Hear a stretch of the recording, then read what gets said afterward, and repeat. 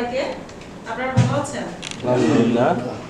আমরা র‍্যাব 10 এর শ্রদ্ধেয় অভিভাবক মোহাম্মদ আসাদুজ্জামান স্যারের পক্ষ থেকে আপনাদের সবাইকে স্বাগত জানাচ্ছি।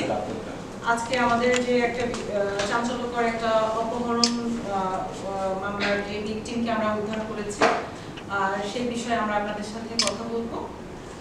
এখানে আমি প্রথমে আমার পরিচয়টা দিয়ে, আমি সোনালী সেন, অতিরিক্ত পুলিশ সুপার, সদর কোম্পানি ভারপ্রাপ্ত প্রধান কমান্ডার। আমার সাথে আছেন সিনিয়র সহকারী পরিচালক আনোয়ার হোসেন, স্কোয়াড কমান্ডার। এবং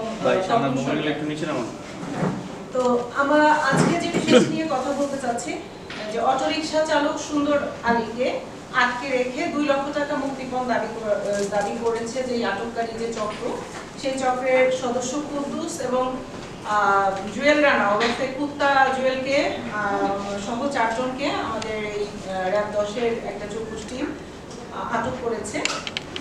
এরই ধারাবাহিকতায় আমাদের আজকের এই সংবাদ সম্মেলন।